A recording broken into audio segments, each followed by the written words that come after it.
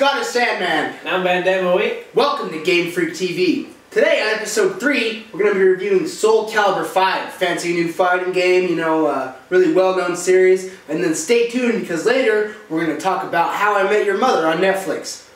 It was in 5th grade. That's how I met his mother.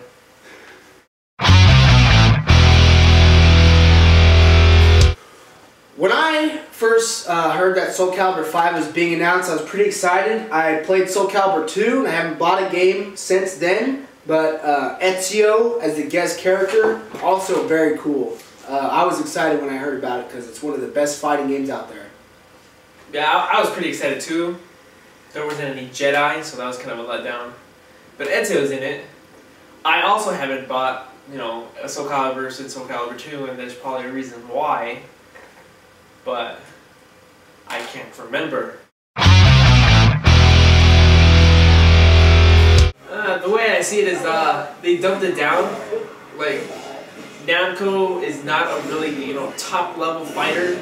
Like, let's say a Street Fighter or even a Mortal Kombat. So anything that Namco produces is, you know, dumbed down for like casual fans to play. And that's why it's like really successful. Because one, it is the only game with weaponry. And it's based for casual fans and hardcore fans alike. But, you know, at the same time, it has not changed since, like, the first goddamn game. So, it's the same thing as they played then, I played it now, with a couple tweaks.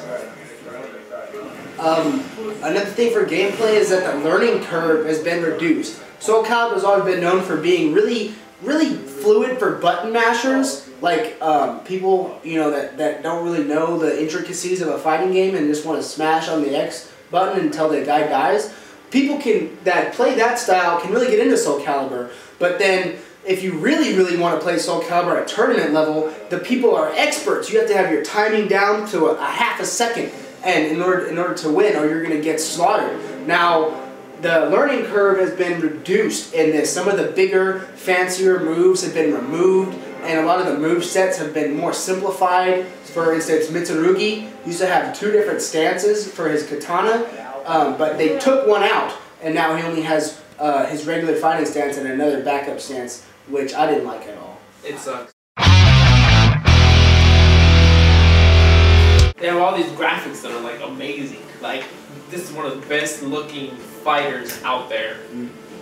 But if you see up top here, I'm gonna be like the weatherman right now.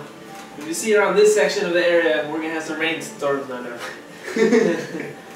This is like really bland and just kind of like does not matter anything. Everything back here is just kind of sitting there, but it also is just no emphasis. Nothing is going on. It's a still with like lighting coming at you. That's about it. That's like the only thing you're gonna get while you're in the fighting, you know, arenas and whatever.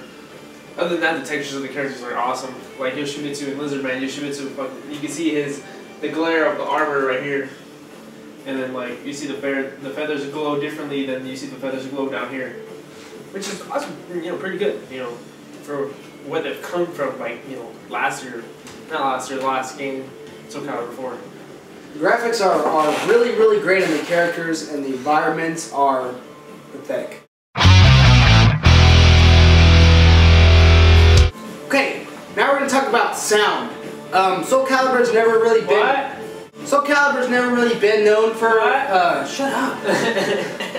Great sound. You know, the music is forgettable, mostly. I mean, I've heard every single track on here. It sounds just like I've heard them from any other game that I've played. The voice acting, especially in the cutscenes for the story mode, is terrible. What I thought was really cool about this game, you know, from sound, was right now it's playing Venice Rooftops. It's a mix just for Ezio's character that they brought from Assassin's Creed, which is amazing. Another way to have is right here on the bottom is Tekken. They brought a Tekken track over, which was, to me, was fucking awesome because I like played every Tekken ever made. Okay, now we're going to talk about replay value. As a fighting game, you know, you can go through and fight as many times as you want. I mean, it gets boring, you know, if you use the same character, but there's a lot of different movesets in the game, and if you're really a fan of Soul Calibur, you can go through and master every single moveset. Probably take a couple months, but there's, you know, some good gameplay. The only thing I have a problem with was they only have a certain amount of like movesets. You can only choose movesets that are already preset.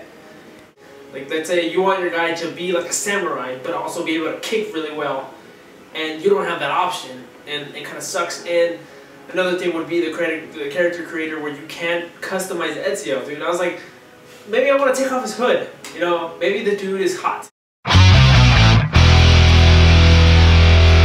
Now we're going to talk about gripes. We got a couple problems with this game. God damn it. Namco. This is high quality stuff, but in order for the story mode, they fucking use these stupid like storyboards where it's all drawn in. Why? Why? You have beautiful graphics. The characters look amazing. I can see the stubble sticking out of their beards, but I have to look at the storyboard that some fucking 5-year-old drew with a piece of charcoal. And if you're not gonna, you know, in Soul Calibur 2, they did the story mode, which wasn't really a story mode, but you can go through a dungeon and go through stuff, and you can play as any character you want. I would rather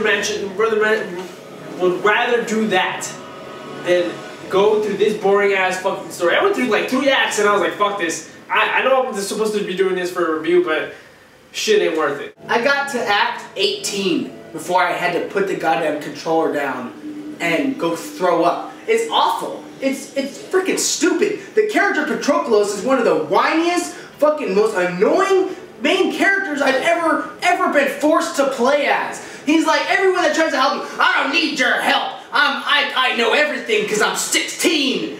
Freaking idiot, okay? And his sister is this psychotic, whiny little girl that has these amazing powers, but I don't want to hurt you. You're in a fighting game. Your whole fucking point of your life is to kill other people. You exist in a disc made so people could fight and kill each other in graphics, but you're a sissy and you don't want to fight? Why is this character here? Why? Why do we have a pacifist fighting game character? It's stupid!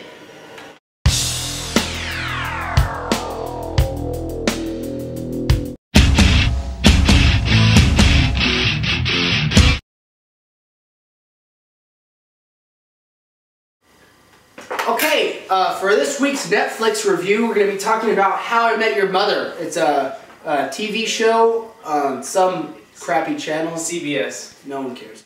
Hey, this is Barney, another one of the main characters, played by Neil Patrick Harris, NPH, as most of you probably know already who this guy is. If you don't, then you're a fucking retard. I mean, seriously, like, he's getting shaved right now. This guy is legend. Wait for it.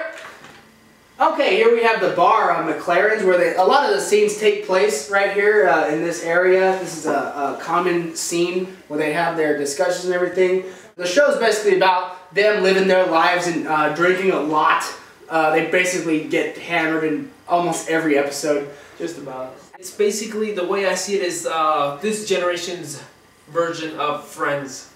Everybody grew as actors and actresses, except for the guy playing Ted. He's basically the main character, but a really, really sucky main character that's surrounded by a lot of talented people. It's a good show. It has good character development, good stories, good, you know, there's not a episode where it's like bland and boring. There's no filler episode. Each episode means something. Dairy! Just next week we're going to review the arcade game Monday Night Combat. It's not very well known, but it's awesome. And we're also going to be talking about the Netflix movie The Good Son. And if you have any questions, comments, or concerns, email us at GameFreakTV@gmail.com. And also check out the Tumblr page. We have reviews that you aren't going to see on this show because they're just not good enough to be on this show, and we don't want to waste our time and your time. There's a link at the bottom of the video that's going to send you right to our Tumblr. So check that out too, guys. Alright.